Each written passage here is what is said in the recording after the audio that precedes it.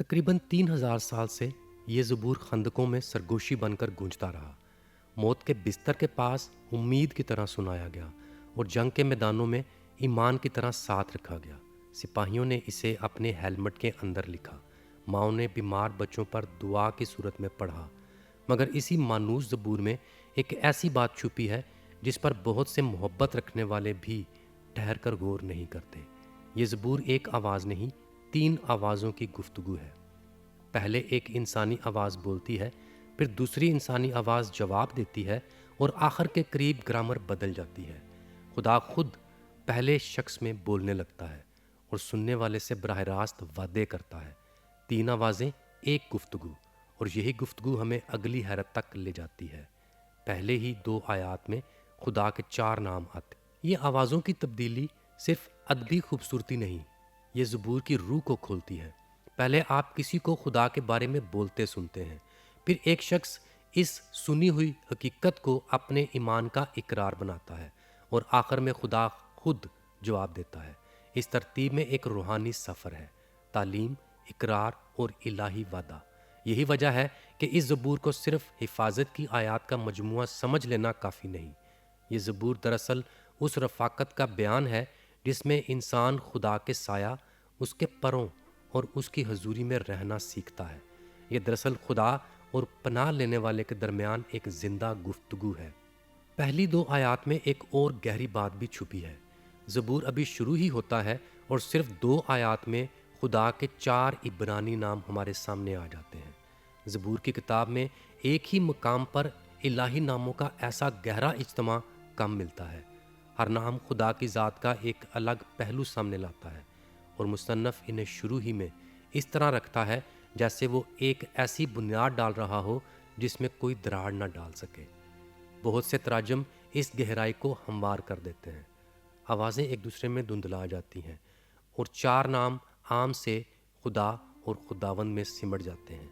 मगर इस हमवार तर्जमे के पीछे इब्रानी मतन एक पनाहगाह का नक्शा बना रहा है, ऐसी पनाहगाह जिसकी बनावट खुद इसके अल्फाज में छुपी हुई है। मुसन्नफ़ के बारे में एक मुख्तसर बात ज़रूरी है। इब्रानी मतन इस ज़बूर के शुरू में कोई उन्वान या नाम नहीं देता।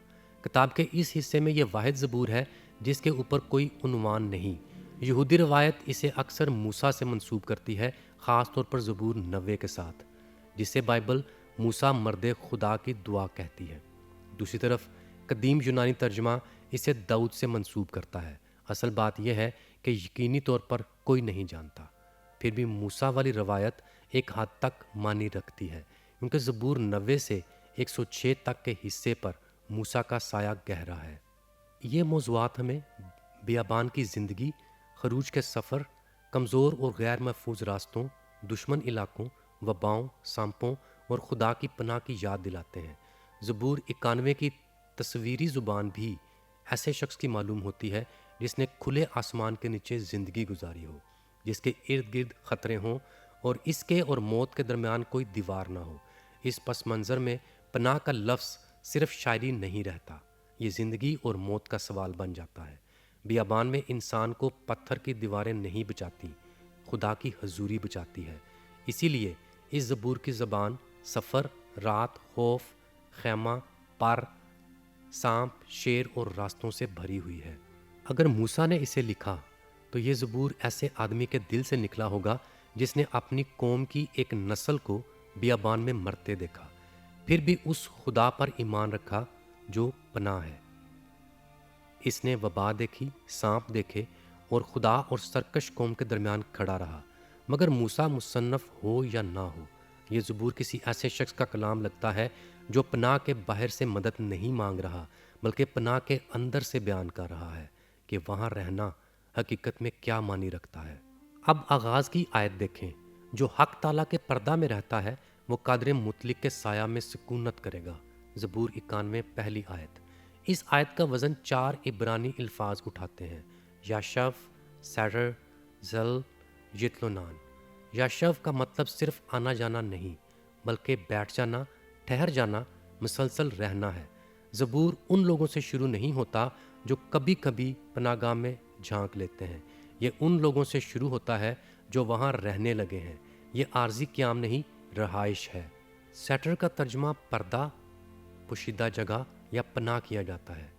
اصل خیال چھپنے، ڈھانپے جانے اور محفوظ پوشیدگی کا ہے۔ زبور کی دوسری جگہوں میں یہ لفظ اس مقام کے لیے آتا ہے جہاں ایک شکار کیا جانے والا شخص اپنے تعقب کرنے والوں سے چھپتا ہے۔ زبور 27 باب 5 آیت میں، مصیبت کے دن وہ مجھے اپنے مسکن میں چھپا لے گا۔ یہ کوئی عام محفوظ کمرہ نہیں، بلکہ قربت بھری ذاتی پوشیدہ جگہ ہے۔ سیل یعنی سایہ، مگر سایہ دور سے نہیں پڑتا۔ کسی کے سایہ میں ہونے کے لیے آپ کو اس کے قریب آنا پڑتا ہے۔ جب زبور کہتا ہے کہ تم قادر مطلق کے سایہ میں سکونت کرو گے، تو زبان خود الہیات بیان کر رہی ہے۔ تم خدا کے پاس اتنے قریب ہو کہ اس کے سایہ کی حد میں آ گئے ہو۔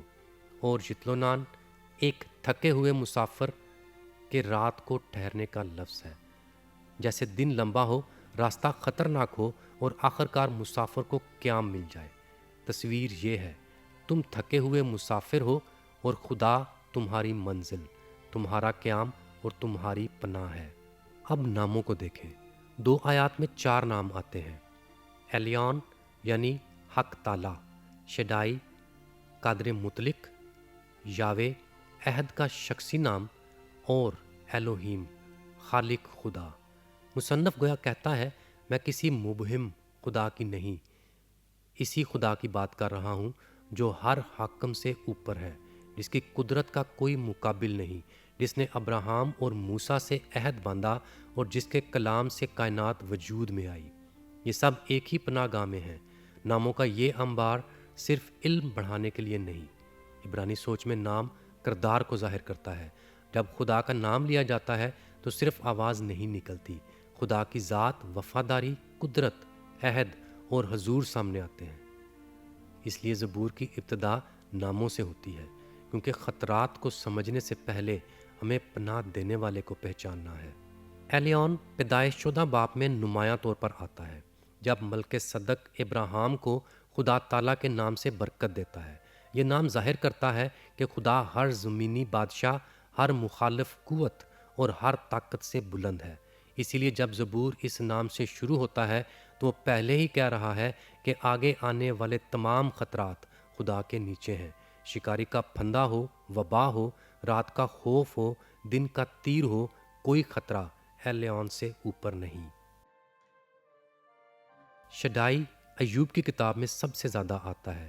یہ بات اہم ہے کیونکہ ایوب کی کتاب پوری بائبل میں دکھ، مصیبت اور انسان کے درد کے سوال کو سب سے گہرائی سے سامنے لاتی ہے۔ عبرانی بائبل میں اس نام کے 48 استعمالات میں سے 31 ایوب میں ہیں۔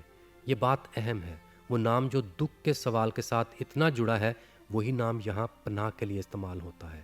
شڈائی خدا کے کافی ہونے، کامل کفایت اور ہر طوفان کے سامنے قائم رہنے کی قدرت کا وزن رکھتا ہے۔ پیدائش 17 باب میں بھی یہی نام آتا ہے جب خدا ابراہیم کے ساتھ عہد قائم کرتے ہوئے اپنے آپ کو ظاہر کرتا ہے۔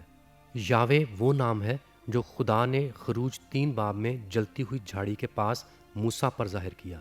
یہ ہونا کے فعل سے تعلق رکھتا ہے، وہ جو اپنے وجود کے لیے کسی پر منحصر نہیں۔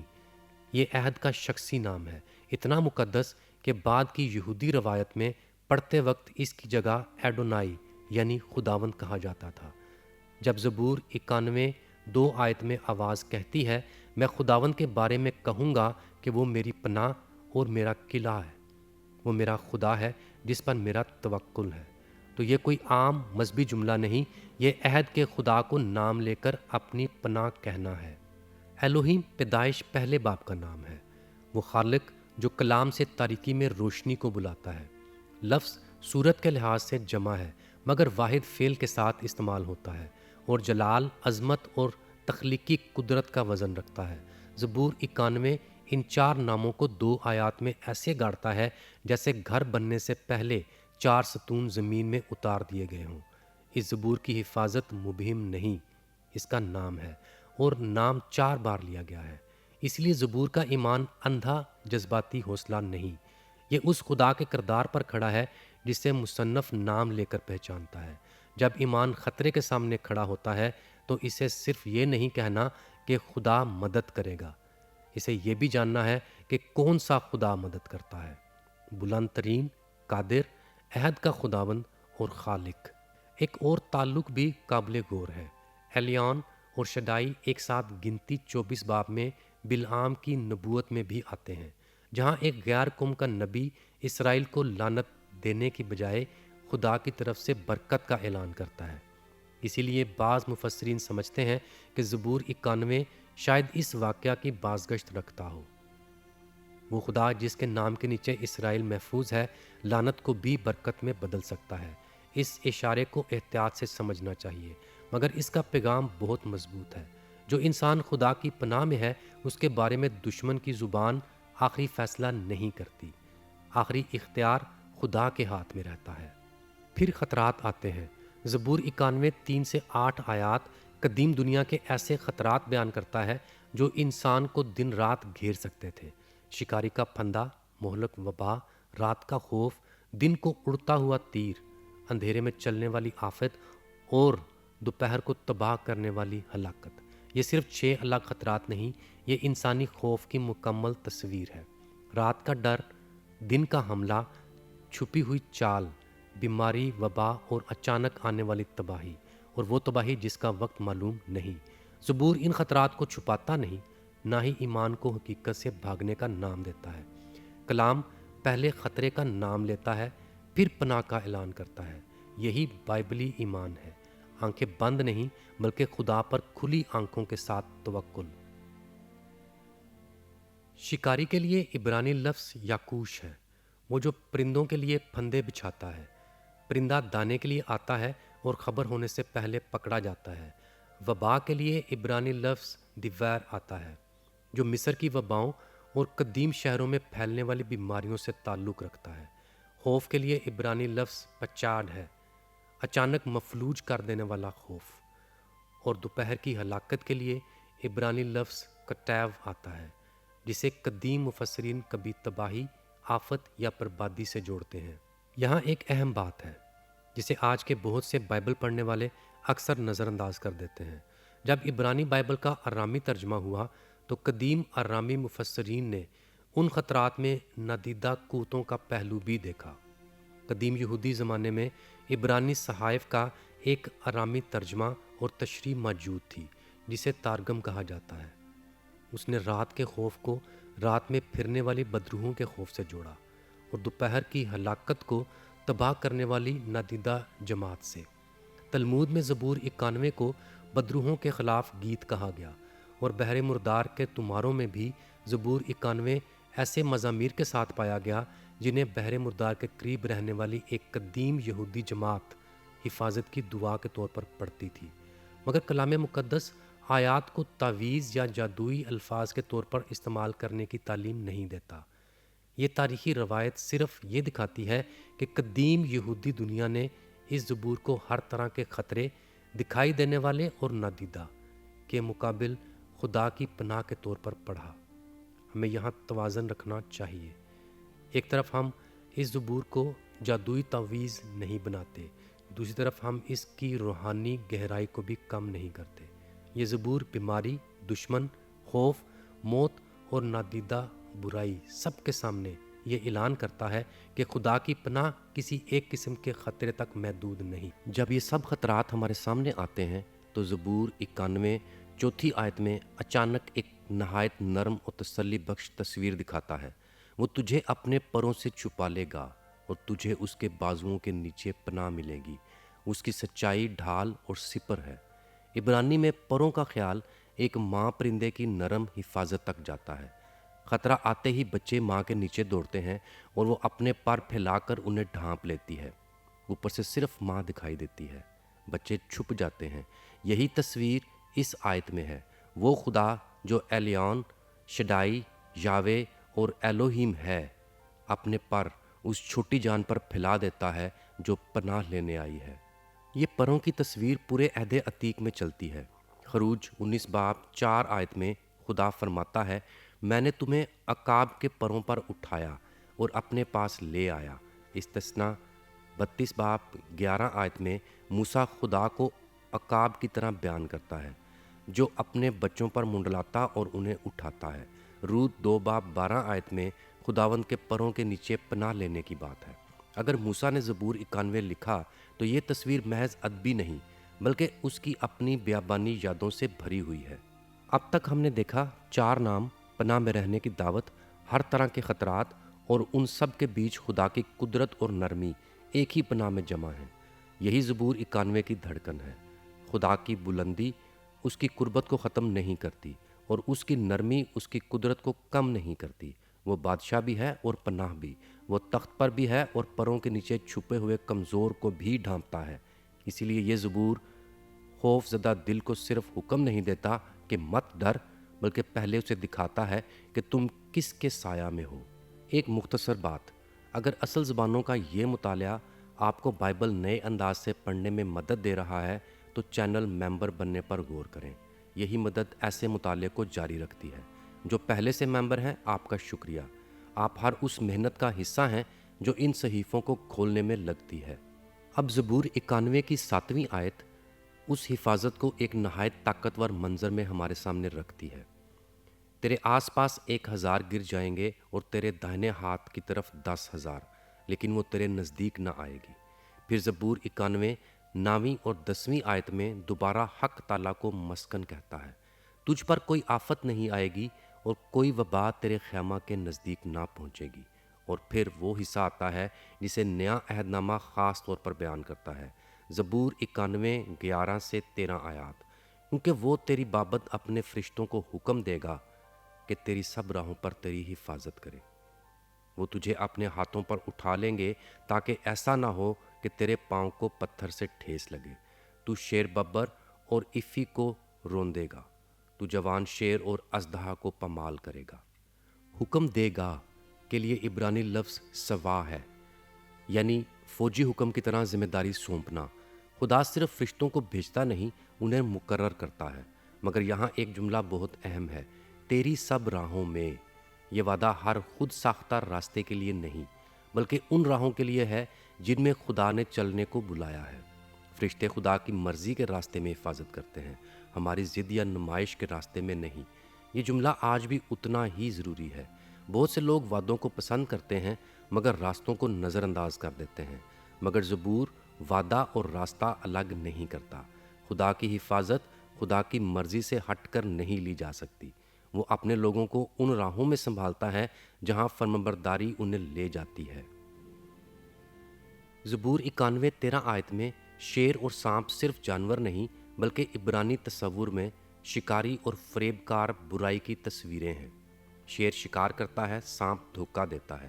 پیدائش 3 باب سے سانپ دشمن کی علامت بن چکا ہے، اور پیدائش 3 باب 15 آیت میں عورت کی نسل کے بارے میں وعدہ آتا ہے کہ وہ سانپ کے سر کو کچلے گی۔ اس لیے زبور 91 کا یہ حصہ خطرات کی فہرست کے بعد فتح کی تصویر دیتا ہے۔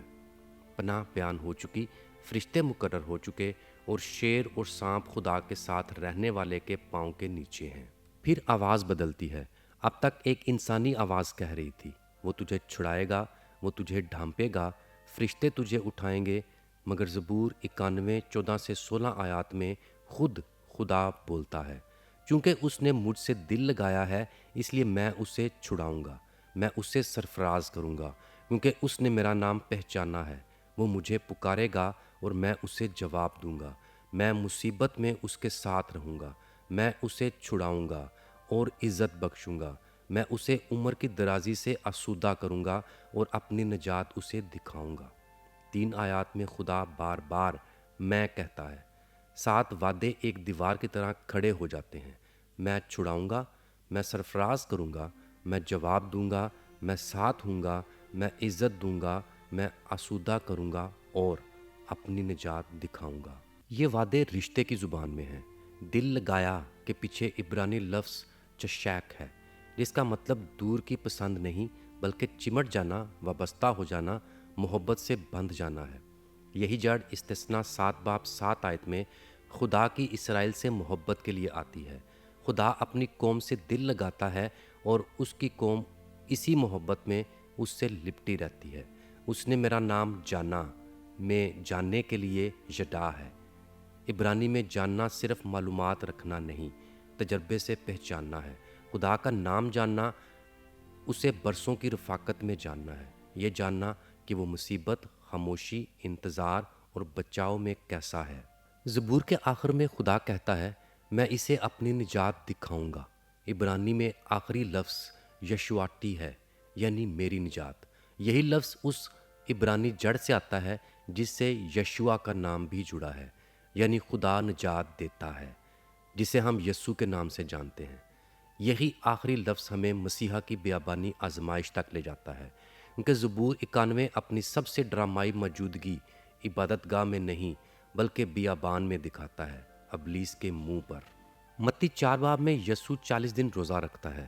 دوسری آزمائش میں ابلیس اسے ہیکل کے کنگرے پر لے جا کر کہتا ہے، اگر تو خدا کا بیٹا ہے تو اپنے آپ کو نیچے گرا دے، کیونکہ لکھا ہے کہ وہ تیری بابت اپنے فرشتوں کو حکم دے گا اور وہ تجھے ہاتھوں پر اٹھا لیں گے، ایسا نہ ہو کہ تیرے پاؤں کو پتھر سے ٹھیس لگے۔ متی 4 باب 6 آیت۔ یہ زبور 91 کی 11 اور 12 آیات کا حوالہ ہے۔ عجیب بات یہ ہے کہ پہلی صدی کی یہودی دنیا میں زبور 91 نادیدہ برائی کے خلاف حفاظت کے زبور کے طور پر معروف تھا، اور اب ابلیس اسی زبور کو خدا کے بیٹے کے خلاف استعمال کرنے کی کوشش کر رہا ہے۔ وہ اپنی ہی شکست کا متن غلط طرف سے پڑھ رہا ہے۔ ابلیس نے زبور 91 کی 11 اور 12 آیات کو پڑھا، مگر زبور 91 ہی کی 13ویں آیت سے پہلے رک گیا۔ اگلی آیت کہتی ہے کہ شیر اور سانپ پامال کیے جائیں گے، یعنی وہ آیت جو سانپ کی شکست کی طرف اشارہ کرتی ہے، اسی کے بعد آتی تھی۔ سانپ اس مقام تک پڑھ کر رک گیا جہاں اس کا اپنا انجام بیان ہونے والا تھا۔ یسوع نے جواب میں استثنا 6 باب 16 آیت کا حوالہ دیا، تو خداوند اپنے خدا کو مت آزما۔ یہ آیات کا مقابلہ نہیں بلکہ کلام کو صحیح پڑھنے کی اصلاح تھی۔ ابلیس زبور کو ایک جادوئی فارمولہ بنا رہا تھا، مگر یسوع اسے عہد کے وعدے کے طور پر پڑھ رہے تھے۔ فارمولہ خدا کو ہمارے حکم کے تابع کرنا چاہتا ہے، مگر عہد ہمیں خدا کی وفاداری، خدا کی مرضی اور خدا کے مقرر کیے ہوئے راستے کے تابع رکھتا ہے۔ آزمائش کے آخر میں متی 4 باب 11 آیت میں کہتا ہے، تب ابلیس اسے چھوڑ گیا، اور دیکھو فرشتے آئے اور اس کی خدمت کرنے لگے۔ زبور 91 کا وعدہ پورا ہوا، مگر ابلیس کی شرائط پر نہیں۔ فرشتے آئے صحیح وقت پر، صحیح طریقے سے، صحیح راستہ میں۔ اور ایک اور آواز بھی ہے، 40 دن بیابان میں جیسے اسرائیل کے 40 سال بیابان میں۔ خدا کا بیٹا اسرائیل کی کہانی کو دوبارہ جی رہا تھا، مگر ناکامی کے بغیر۔ اس نے بیابان کی جنگ بیابان کے صحائف یعنی استثنا کے کلام سے لڑی، اور وہاں جیتا جہاں اسرائیل ہارا تھا۔ مسیحا وہ ہے جو زبور 91 کو سب سے کامل طور پر پورا کرتا ہے۔ وہ حق تعالیٰ کے پردہ میں ایسے بسا جیسے کوئی انسان کبھی نہ بس سکا۔ اس نے باپ سے کامل محبت رکھی، باپ کے نام کو کامل طور پر جانا، قیامت کے وسیلہ سے چھڑایا گیا اور صلیب پر سانپ کو پامال کیا۔ یہ پورا زبور مسیح میں اپنی مکمل تکمیل پاتا ہے، اور مسیحی کے وسیلہ سے ان سب کے لیے زندہ وعدہ بن جاتا ہے جو اس کے ہیں۔ اب دوبارہ پروں کی تصویر دیکھیں۔ ایک مرغی جب باز کا سایہ دیکھتی ہے بھاگتی نہیں، وہ کھلی جگہ میں ٹھہرتی، اپنے جسم کو نیچے کرتی اور پر پھیلا دیتی۔ چوزے اس کے نیچے چھپ جاتے، اوپر سے صرف مرغی دکھائی دیتی۔ جو بھی چوزوں تک پہنچنا چاہے اسے پہلے اس سے گزرنا پڑتا۔ یہی زبور 91 4 آیت کی پناہ ہے۔ خدا صرف بلند ترین تخت پر نہیں، وہ اپنے پروں کی گرمی بھی ہے۔ وہ صرف شیڈائی کی قدرت نہیں، وہ جسم بھی ہے جو پہلے ضرب اپنے اوپر لیتا ہے۔ یسوع نے یروشلم کو دیکھ کر یہی تصویر استعمال کی، اے یروشلم، اے یروشلم، کتنی بار میں نے چاہا کہ جس طرح مرغی اپنے بچوں کو پروں تلے جمع کر لیتی ہے، اسی طرح میں بھی تیرے لڑکوں کو جمع کر لوں، مگر تم نے نہ چاہا۔ متی 23 باب 37 آیت۔ زبور 91 کے پر اور یسوع کے پروں کی یہ پکار ایک ہی پناہ کی طرف اشارہ کرتی ہے۔ خدا کی حفاظت صرف دور سے حکم دینا نہیں، وہ قریب آ کر ڈھانپنا بھی ہے۔ یہاں زبور نہایت عملی ہو جاتا ہے۔ زبور 91 کو کبھی کبھی غلط پڑھا گیا ہے، جیسے یہ ضمانت ہو کہ ایماندار کو کبھی کوئی تکلیف نہیں پہنچے گی۔ پھر جب تکلیف آتی ہے تو لوگ یا تو خدا کے وعدے پر شک کرتے ہیں یا خود کو وعدے کے لائق نہیں سمجھتے۔ مگر زبور یہ نہیں کہتا کہ مشکل کبھی نہیں آئے گی۔ زبور 91:15 آیت میں کہتا ہے، مصیبت میں اس کے ساتھ ہوں گا۔ یہ نہیں کہ مصیبت کبھی نہیں آئے گی، بلکہ یہ کہ جب آئے گی تو تم اکیلے نہیں ہوگے۔ زبور 91 کے آخر میں خدا ایک ہی جگہ 2 وعدے ساتھ ساتھ کرتا ہے، میں اسے چھڑاؤں گا اور مصیبت میں اس کے ساتھ رہوں گا۔ چھٹکارا حقیقی ہے، مصیبت بھی حقیقی ہے۔ پناہ طوفان کو ہمیشہ ختم نہیں کرتی، یہ بدل دیتی ہے کہ طوفان کے اندر تمہارے ساتھ کون ہے۔ دانیل 3 باب میں 3 دوست آگ کی بھٹی سے باہر نہیں رکھے جاتے، بلکہ آگ کے اندر ایک چوتھی ہستی ان کے ساتھ چلتی ہے۔ دانیل شیروں کی ماند سے جانے سے نہیں بچتا، مگر ماند کے اندر محفوظ رہتا ہے۔ پولس 2 کرنتھیوں 12 باب میں کانٹے کے ہٹنے کی دعا کرتا ہے۔ کانٹا نہیں ہٹتا مگر فضل دیا جاتا ہے۔ بائبل میں حفاظت کا نمونہ اکثر آزمائش کی عدم موجودگی نہیں، بلکہ آزمائش کے بیچ خدا کی حضوری ہے۔ اس لیے زبور 91 دکھ میں پڑے ہوئے شخص کو شرمندہ نہیں کرتا۔ یہ نہیں کہتا کہ اگر تم واقعی ایمان رکھتے تو مصیبت نہ آتی۔ یہ کہتا ہے کہ مصیبت میں بھی خدا تمہیں نہیں چھوڑتا۔ ایمان کا مطلب ہر درد سے بچ جانا نہیں، ایمان کا مطلب ہے درد کے اندر بھی اس کے سایہ کو حقیقی جاننا۔ اس طرح زبور 91 جادوئی فارمولہ نہیں رہتا، یہ رشتے کی تصویر بن جاتا ہے۔ یہ خدا کو پابند کرنے کا معاہدہ نہیں، بلکہ ایسا عہد ہے جو آپ کو اس کے سایہ کے نیچے رکھتا ہے۔ چاہے حالات کچھ بھی ہوں، حفاظت حقیقی ہے۔ یہ قریب، شخصی اور رفاقت سے جڑی ہوئی ہے۔ اس لیے پہلا لفظ یشوع ہے، یعنی رہنا، بسنا، قائم رہنا۔ وعدے ان کے لیے ہیں جو پناہ میں رہتے ہیں، نہ کہ صرف مشکل کے وقت دروازہ کھٹکھٹاتے ہیں۔ یہ منمانی شرط نہیں، رشتہ اسی طرح کام کرتا ہے۔ آپ دور رہ کر کسی کے سایہ میں نہیں آ سکتے۔ اگر آپ اس وقت ایسے موسم سے گزر رہے ہیں جہاں زندگی آپ کو ہر طرف سے کھینچ رہی ہے اور آپ آرام کو چھوٹی چھوٹی چیزوں میں ڈھونڈ رہے ہیں، تو زبور 91 آپ کو ایک گہری دعوت دیتا ہے۔ گھر واپس آؤ، کسی عمارت میں نہیں، ایک شخص کے پاس۔ پہلی آیت کے 4 نام الگ الگ اختیارات نہیں، وہ ایک ہی خدا ہے جو اپنی پوری ذات کے ساتھ خود کو پیش کرتا ہے۔ حق تعالیٰ جو قادر مطلق بھی ہے، عہد کا خداوند جو خالق بھی ہے۔ اس کی پناہ میں آنے کے لیے آپ کو طاقتور محسوس کرنے کی ضرورت نہیں۔ زبور 91 4 آیت کا چوزا نہایت طاقتور نہیں ہوتا، وہ چھوٹا، کمزور اور بے بس ہوتا ہے۔ اسے اس کی اپنی قوت نہیں بچاتی، بلکہ اوپر پھیلے ہوئے پروں کی وسعت اور گرمی بچاتی ہے۔ اگر آج آپ خود کو چھوٹا محسوس کر رہے ہیں تو آپ بالکل اسی قامت کے ہیں جس کے لیے یہ زبور لکھا گیا۔ 3 آوازیں اس زبور میں بولتی ہیں۔ پہلی آواز خدا کے بارے میں سکھاتی ہے، دوسری آواز جواب دیتی ہے، وہ میری پناہ ہے، میرا قلعہ ہے، میرا خدا ہے جس پر میرا توکل ہے، اور آخر میں خود خدا بولتا ہے 7 وعدوں کے ساتھ، چونکہ اس نے مجھ سے دل لگایا ہے۔ زبور 91 14ویں آیت۔ یہی ہر پناہ پانے والی زندگی کی کہانی ہے۔ پہلے کوئی آپ کو خدا کے بارے میں بتاتا ہے، پھر آپ خود خدا سے بات کرنا شروع کرتے ہیں، اور آخر کار آپ جانتے ہیں کہ خدا تو شروع سے ہی آپ سے بول رہا تھا۔ وہ پناہ جس میں آپ سمجھتے تھے کہ آپ بھاگ کر داخل ہو رہے ہیں، ہمیشہ سے ایک شخص تھا جو آپ کے گھر لوٹنے کا انتظار کر رہا تھا۔ یہ زبور جو 3000 سال سے جنگوں میں ساتھ رکھا گیا اور موت کے بستروں پر پڑھا گیا، آخرکار تویز نہیں بلکہ گفتگو ہے، اور گفتگو خدا کے وعدے پر ختم ہوتی ہے۔ میں مصیبت میں اس کے ساتھ رہوں گا، میں اسے چھڑاؤں گا اور عزت بخشوں گا، میں اسے عمر کی درازی سے آسودہ کروں گا اور اپنی نجات اسے دکھاؤں گا۔ زبور 91 15 اور 16 آیات۔ آخری لفظ یشواٹی ہے، یعنی میری نجات، جس کی جڑ عبرانی لفظ یشوا سے ہے۔ جو زبور خدا کے 4 ناموں سے شروع ہوا تھا، وہ نجات کی جڑ پر ختم ہوتا ہے اور مسیحا کی طرف اشارہ کرتا ہے۔ وہی پناہ ہے، وہی سایہ ہے، وہی پر ہیں جو کھلی زمین پر پھیل جاتے ہیں، اور وہی ہے جس نے خود کو چوزوں اور باز کے درمیان رکھ دیا۔ اگر اس مطالعہ نے زبور 91 کو آپ کے لیے نئے انداز میں سمجھنے میں مدد دی ہے تو چینل کو سبسکرائب کریں، اسے کسی ایسے شخص تک پہنچائیں جسے آج یہ یاد دلانے کی ضرورت ہے کہ پناہ جگہ نہیں ایک شخص ہے، فارمولہ نہیں رفاقت ہے۔ اور جانے سے پہلے ایک سوال دل میں رکھیں، میں خدا کی پناہ کو کب صرف آیت سمجھتا ہوں اور کب واقعی اس کے سائے میں رہتا ہوں؟ خدا آپ کو برکت دے۔